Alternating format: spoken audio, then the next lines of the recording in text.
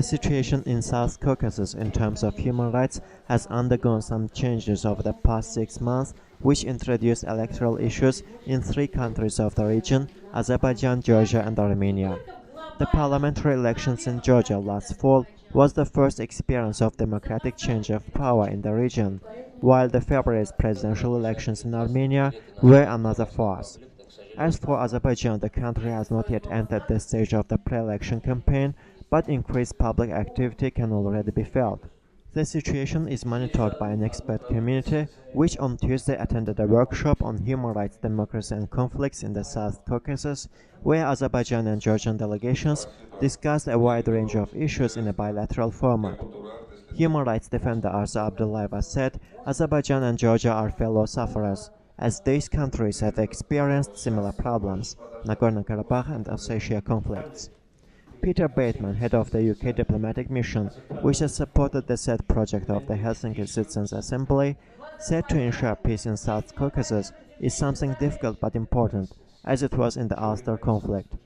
He also supported the position of US Ambassador Richard Morningstar, who outlined the importance of public dialogue in the 3 South Caucasian countries for successful realization of political reforms. All 3 countries are involved in the interethnic and interstate conflicts, which had an impact on democracy, human rights and freedoms.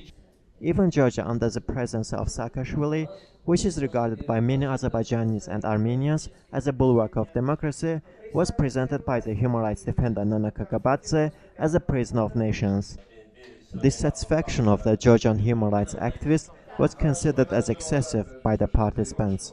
Azerbaijani MP Fazil Mustafa said that the mere fact of peaceful change of power through transparent elections indicates the presence of democracy in this country.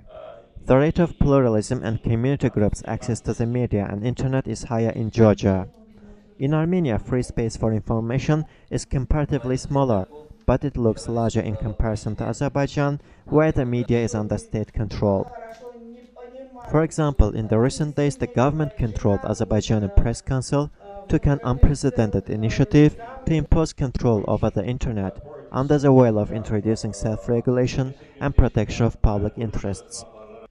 According to the chairman of the Real Movement Assembly, Erkin Gadurli, to ensure true democracy in the South Caucasian countries, it is necessary to form a network of owners who are ready to defend their interests and not some abstract concepts.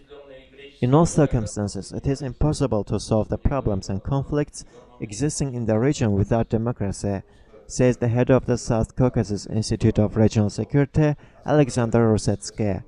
He proposed to consider the human rights and conflict in a complex and wider regional context in the framework of Black Sea-Caspian Basin and through the dialogue with the parties involved in conflicts.